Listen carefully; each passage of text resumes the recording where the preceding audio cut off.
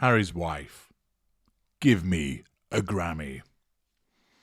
What's all this talk about a Grammy, you may ask? Well, let's go and have a look in Mail Online, because the article there tells us Harry's wife thinks he's up there with President Obama.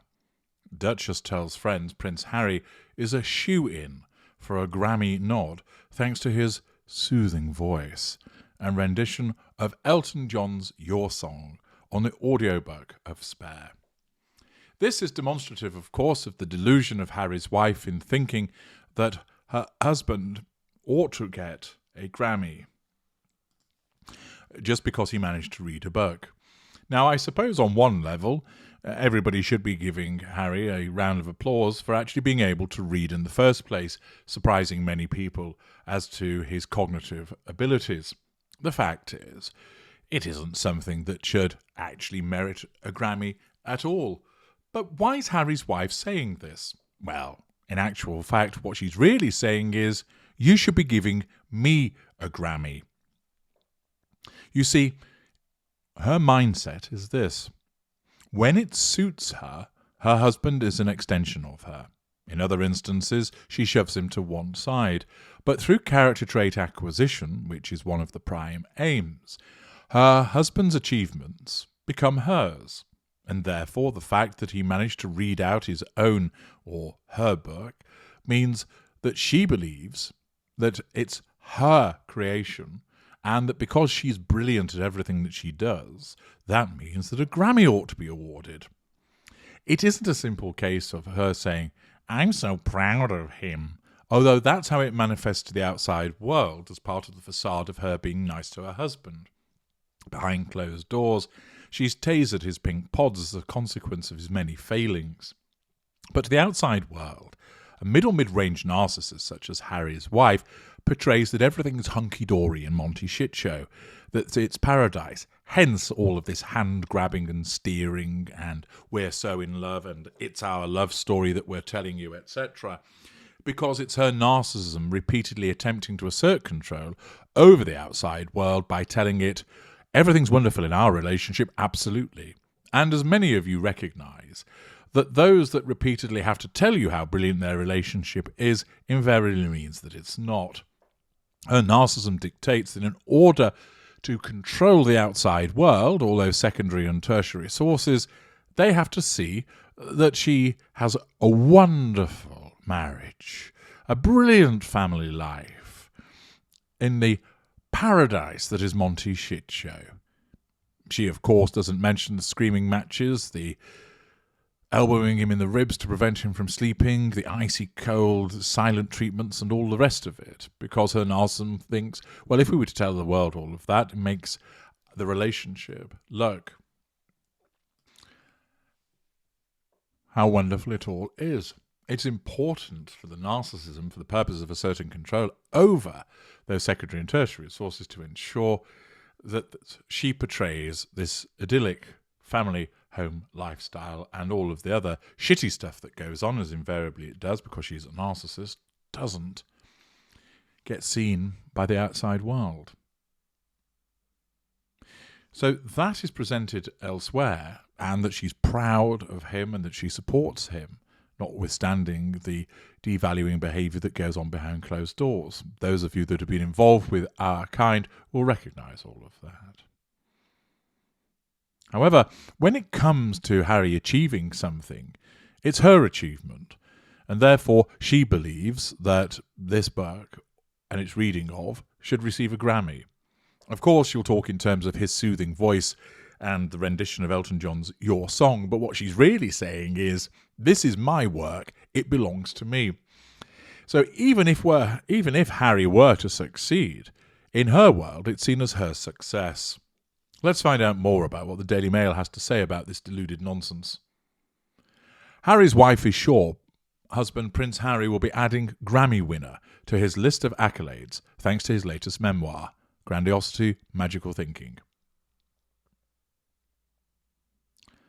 An entertainment industry insider tells DailyMail.com that the Duchess and her team think Harry is a shoe-in to win the Grammy for Best Spoken Word, Best Audiobook Narration and Storytelling Recording for the audiobook of his memoir Spare at Netgear's ceremony.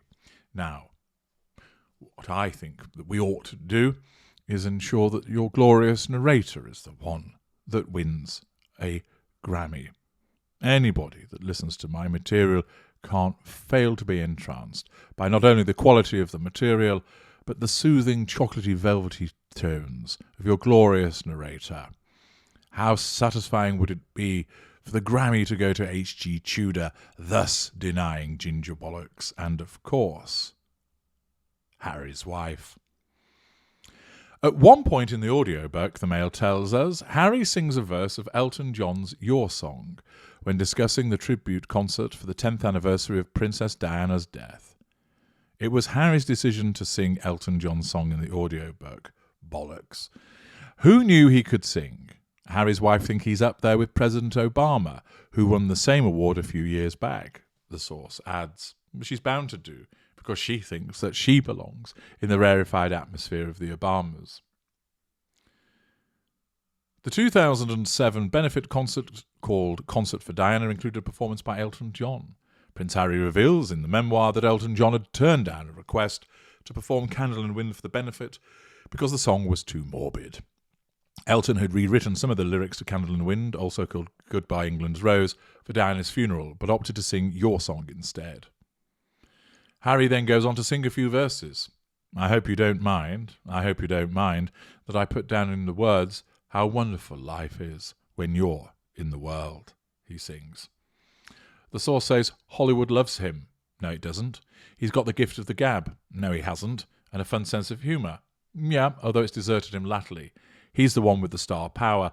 Well, undoubtedly that's the case as a consequence of being a prince. It's not her. She's a nobody. She just happened to be Harry's wife. This year's Grammy Awards are on February the 5th, and the nominees for Best Spoken Word Album are Viola Davis, Questlove, Lin-Manuel Miranda, Jamie Foxx, and Mel Brooks. Harry's wife hopes her husband will be considered for the 2024 award, but unfortunately he will not succeed as a consequence of the raft of nominations for H.G. Tudor. There's even been talk about Harry appearing on the upcoming Academy Awards as a possible presenter in March. Could you imagine that? What a load of fucking tosh. A gushing post praising the Duke of Sussex for his courage in crying about his brother snapping his necklace, honesty in telling repeated lies, and humour, i.e. losing it, following the release of his explosive memoir, was shared on the Duke and Duchess's official website, Archewell. A huge congratulations to Prince Harry on the release of his memoir, Spare. As your team, we are proud to stand beside you and celebrate you as the world finally hears your story in words. Thank you for your courage, honesty, humour, and light. Why? Has he been lighting candles because they've been plunged into darkness as a consequence of a power cut? You've inspired us all. Have you? Has he? How? How's he inspired you all? It's just the usual fridge magnet platitudes that are being expressed by this utter dross. It was signed off with admiration, your staff and team at Archewell and the private office of the Duke and Duchess of Sussex.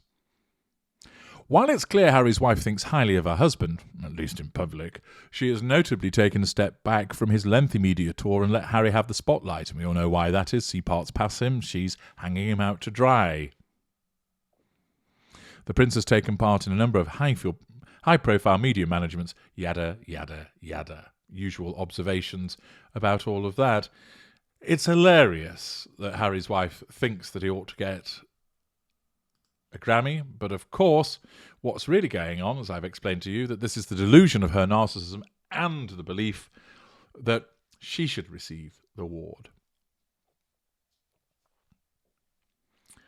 What do people say in the comments? Well, there's a number of people making the observation that it's originally a tribute to Norma Jean and that it was reworked for Diana, and they get that organised. But Crazy Daisy comments, that's so funny, I needed a good laugh. VHO, is she joking? I'm listening to it at the moment and I'm struggling because his voice is so boring and he definitely can't sing. These two really needs to get in the real world.